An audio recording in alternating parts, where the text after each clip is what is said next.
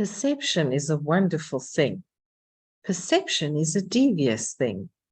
Perception can help us to perceive doom, and perception can help us to achieve our dreams. Yes, what a start. Hello, Janine here. As a psychic healer and a personal leadership coach, I have been able and been really privileged to explore life with many clients, with many people. Just even going to the shopping center and chatting with people has helped me with this.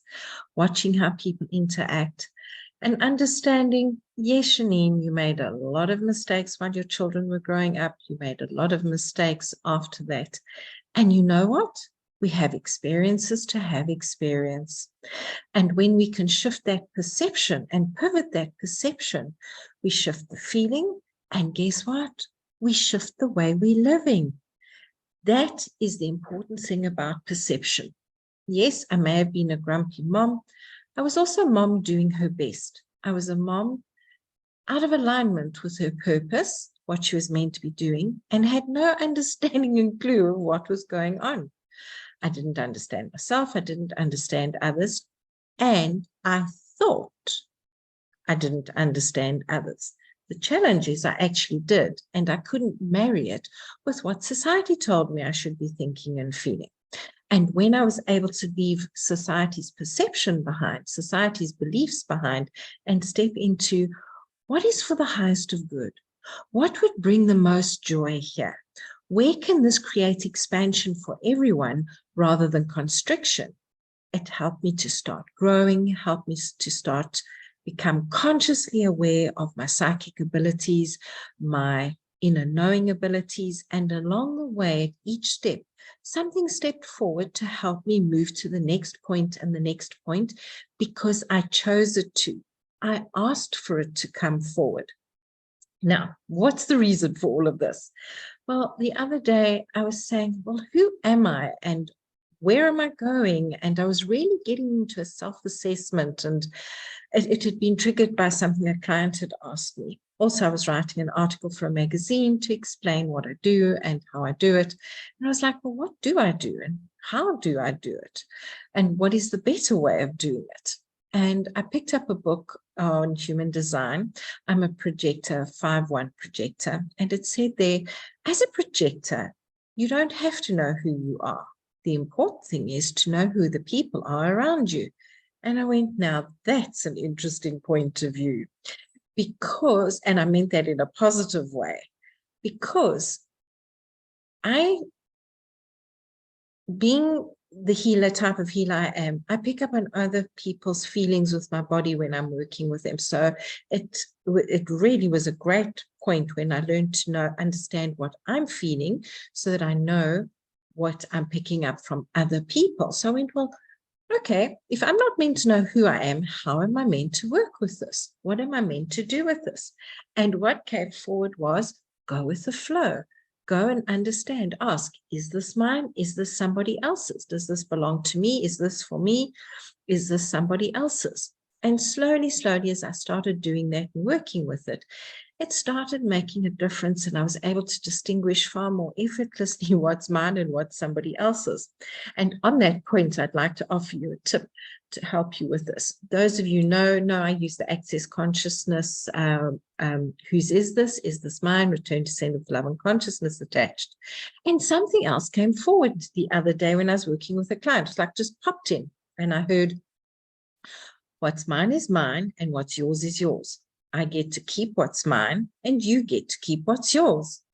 And I tell you, just say that out loud for yourself and just feel your body. Feel how your body releases, lets go, relaxes, especially between your shoulder blades.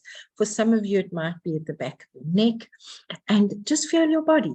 What's mine is mine, what's yours is yours. I get to keep mine, and I return yours to you, and you get to keep yours. And it's just such a different way of looking at it. Again, it's perspective, because many times we are taking on other people's thoughts and feelings with total lack of being conscious of it. And it's this being unconscious of what is actually happening energetically around us that is causing us so many challenges and headaches.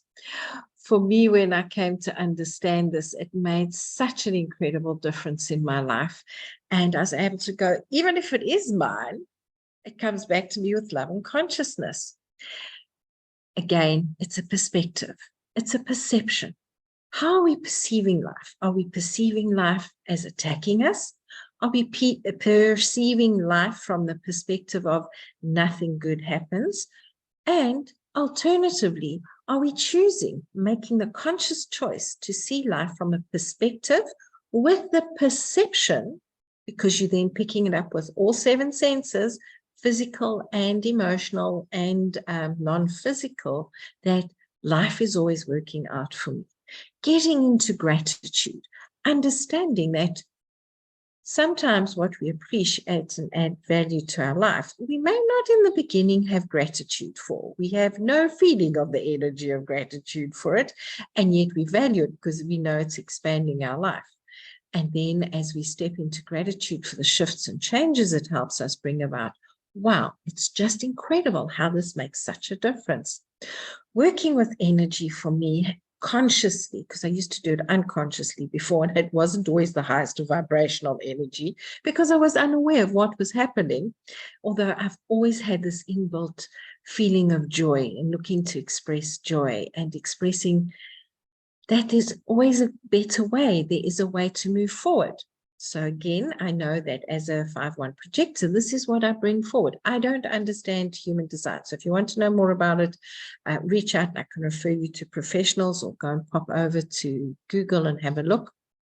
Just be aware people have perceptions and understandings of things that may not resonate with where you are at the moment. Anyway, being a projector, I can see better systems. I can see an easier way of doing things. And I could never understand how come others couldn't see it until I got to acknowledge it as a gift.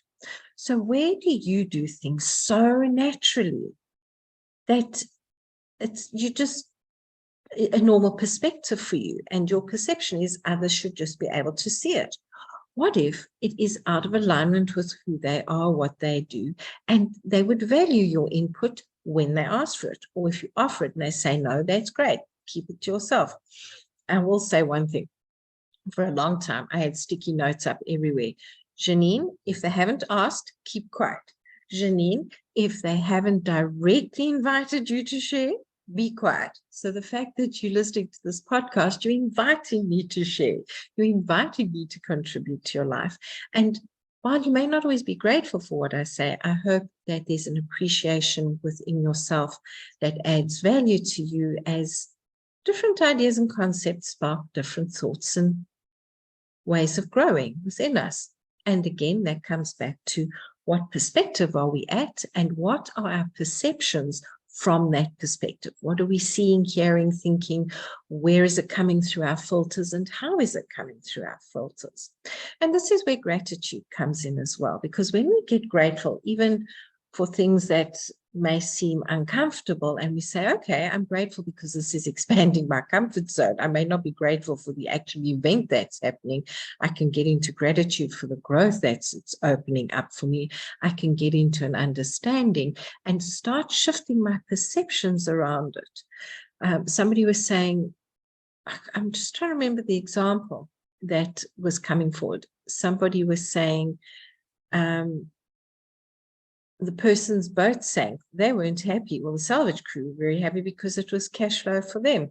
When the boat came up, they came to see that it could have exploded. So it was safer that it sank because the people could get out than if it had exploded. I don't know how they knew it was going to explode. I missed that part of the story. And it's to understand this. So for me, in my relationship with people around me, especially my wonderful and incredible and very patient husband. He's very patient with me, up to a point, of course, where, okay, my perception is coming through like this. What if I stop and ask what's really going on here? What is the real challenge here? Or where's the growth point here? And so many times, yes, what I thought he was thinking and doing was absolutely not even close to what he was thinking and his intentions. And I remember I always used to teach people with small children, ask your child before you decide what they are doing. And I thought to myself yesterday, oh, you know what? This would work with adults as well. Before we make a judgment or take a decision, ask them to explain. And then rather than necessarily listening to respond, listen to the energy behind what they're saying. Feel into the feeling behind what they are saying, because this will help with your perspective and it will help with your perception. Let me know how this resonates, and I'm looking forward to hearing from you. Have a great, grand, and glorious day. Checking in with what is your perception, where is your perspective influencing it, and what else is possible that if you could see the possibility would be an immensely satisfying contribution to your life. Have a gorgeous day. Bye-bye.